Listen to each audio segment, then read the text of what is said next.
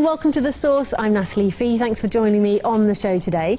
Coming up later on, we'll be joining Tom from Foosies with his top places to eat in Bristol at the moment. But first of all, on the show today, I'm joined by two local children's authors.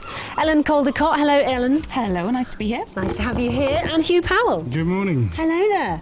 Now then, you are both, you've got new books out at the moment, so I think I shall talk to ladies first, talk to Ellen first. Lovely jumper, by the way. Thank you very much. Very proud of it. Now, tell us about your series that you're writing at the moment.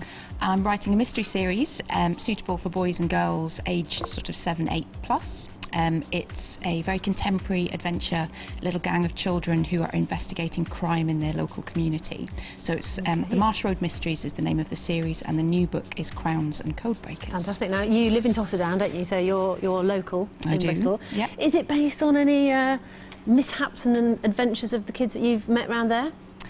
Well, not this book. I have used Totterdown in the past, but this book's actually based on South London, when I lived in South London for a while. So they're children that are... Although you're not allowed to set books in London, it has to be said, because then they can't go and do things by themselves in the tube and so on. Right. So it's a completely made-up city. Why is that? Who tells you you're not allowed to do that? Health and safety. Well, people actually tell you that you're not allowed to do that? It was advised, yeah. Oh, really? Yeah, it was a conversation that I had with agent and editor about, how much freedom can you have when you're writing children's fiction, and actually if it's too close to the real world, you do have to think about, what is the sort of thing that parents are going to want their children to read and librarians are going to want to recommend. We've got the curious incident of the dog in the night time coming to Bristol soon, and that's the story of a child who goes off and goes on an adventure into the city as well, I think, doesn't he? It does. I think it's aimed slightly older, though. Yeah. So he's allowed to get away with it. Yeah. And he shouldn't be doing it anyway. People tell him off. Yeah. No, your books currently, this is the second in a trilogy that you're writing at the moment, or a series at the moment? A series, yeah. Hopefully there's going to be 5. There are 5 children in the gang, and in each book, each child comes forward and takes a lead role, so they all get a turn to be the main character. Yeah. So I'm really excited about that format. It makes the books the same but different, if you see what I mean. Yes, and you get to sort of know the characters a bit better, I guess, as you go along. Yeah, absolutely. So I was a great fan of Enid Blyton as a kid, and the Faraway Tree and those sort of her gang stories. What was the Red Hand Gang, or the 5? There was the 5 Find Outers and the Famous 5. Famous 5, that was the one for me. Famous 5 are fine. The 5 Find Outers are brilliant. Oh really? Yeah, they're the best. Were you inspired by that as a kid? Did you read a lot as a kid? I was a very strong reader. Yeah, it was an escape. It was a pleasure. It was an adventure. Picking up a book and losing myself for a while, and that. I don't think I've cared as passionately about books as I did when I was sort of 9, 10 years old. That was when there was a real love and devotion to reading, and I think that's why I still write for that age group. Is that's where my heart is in fiction. So, what is your favourite book? My favourite book, I like anything by Jodi Picoult. Oh yeah, does she do the crime kind of novels, or the? Yeah, they're very twisty at the end, very. Oh, wow. And when you were growing up, what was your favourite children's book? Anything Roald Dahl. Oh yeah, I love Roald Dahl. Classics. Yes. And if you could write a book about absolutely anything, what would it be? Bristol. You'd write a book about Bristol. I'd write a book about Bristol. Bristol. Like what's on in Bristol, or like a kind of fiction?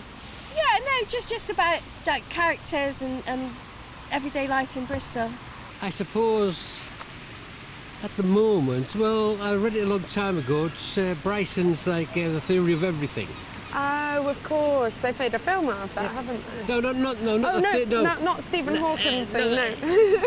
It's a book about how everything works in the real world. Oh, cool. What, like cogs and wheels and stuff? Yeah, and geotechnology and planets and science and things like that. Of all time, that's 2 different questions. I think at the moment there's Dostoevsky, The Idiot, which is really... I've never read it before. It's one of these long Russian tales. It's a long saga. I'm only up to sort of book 2, chapter 7, so there's a long way to go. Oh wow, there's still more to come. And when you were growing up, what was your favourite children's book? I always read science fiction, so I don't think there was much around children's books. I would read the Children's Encyclopedia. Oh, cool, the Dawkins one. No. Is it the Dorling Kindersley one? No, it was before they were invented. It was probably original ones from the 50s and things, because I'm ancient.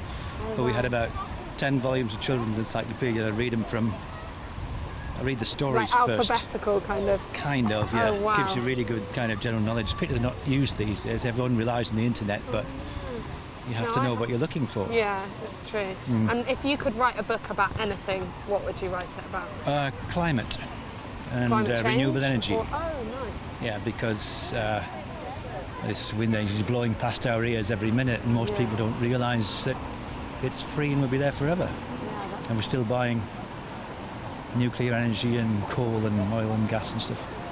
If you were to write a book, what would you write it about? A romantic book. I don't know, maybe something adventure with strange place and travel. I quite like Rupert the Bear. Oh, and if you could write a book about anything, what would you write it about? If you could pen your own novel, or would it be a cookbook? No, it wouldn't be a cookbook. I do cook, but not a lot. No, I think I would write something like Rupert the Bear if I did do anything. Yeah, I quite like that sort of Rupert thing. the Bear has a lasting impression on you. Oh yes, yeah. Hello again, Huw. Hey, how you doing? I'm doing good. Now, you're both published by Bloomsbury, aren't you? That's Which right, is yep. quite an achievement, I think. How did you get into that sort of and find your success so early on in your writing career? It's quite a long road, and obviously there's a lot of aspiring authors out there. There's a lot of people that would like to write books. So the way I did it was to get an agent. I was determined to get a big publisher like Bloomsbury. So I wrote to a lot of agents and sent them my manuscript. And my agent liked what we were doing, liked the idea, liked the concept. So we got together, we worked through the manuscript and then submitted it to a number of big publishers and had some meetings. Bloomsbury were quite excited about the idea and we went from there. Great. So it's called the Spacejackers series, your books. That's right. And the first one was a great success, wasn't it? The first book, Spacejackers, it's had a lot of great feedback. It was shortlisted for an award recently. Didn't win, unfortunately, but you can't have everything. And yeah, it was released last year, last July. Been visiting a lot of schools, talking to the children about it. Yeah. So were you the kind of dad who then you're lying in bed and you're like, come on, tell us a story, and Oh, yes. you make them up as you go along? Yeah, it's kind of a strange routine we've got. So I'll read the story in the lights. So they'll have a Julia Donaldson or something like that in the lights. Yeah. And then when the lights go out, I have to make a story up in the dark as well. So it's often some harebrained story relating to the day's events, and you just find yourself making up bespoke characters. I think a popular one was a window. We have a story about a window, and it had to be in a different building every day, a fire station or a police station, and the adventures it went on. Insight into people's lives. Yeah. It's, you find yourself discovering things you never knew you knew. Yeah, amazing. Yeah. Very cool. So looking ahead now to the summer, I mean, I'm sure that you've both got things on. What's some of your favourite aspects of being an author and maybe going around and travelling around? Well, I'm doing a lot of festivals this summer. I'm going to Port Eliot, I'm going up to Edinburgh, and then a big one is going to be the Bath Festival of Children's Literature just in the autumn. So that's going to be huge amounts of fun, and meeting children and, I don't interview them exactly, but whenever they come at the end for signings or whatever, I like to have a conversation that goes both ways to find out what they're reading, what they're really excited by, and what they're loving at the moment. It's always really fantastic. And what have been some of the nicest things that you've heard children say then when they've come and spoken to you? Oh, well, I do ask about hobbies, and last week I had a girl tell me that her favourite hobby was drawing on her iPhone case. I'm not sure that really counts as a hobby, but it tickled me. Yeah. But mostly they will just share a love of books. So whatever they happen to be reading, they might retell the story for you. They're really excited by it. If they've read one of my books in the past, then they want to let me know who their favourite characters were, that sort of thing. And that's just really, I don't know, it's really heartwarming. Well, thank you very much, both of you. Huw Powell, thank you very much. Thank you. And Elen Caldecott. Thank you. Thanks for being on the show. You can check out their books online. We'll put the information up there for you, or see them in person, either at a local school near you or at the Bath Literature Festival in October. Yeah. You'll be there. Jolly good. All right, well, we're going to head to the breaks now, but stay tuned, because after the break we'll be catching up with Tom from Foosies, bringing you some of the best places to eat in Bristol.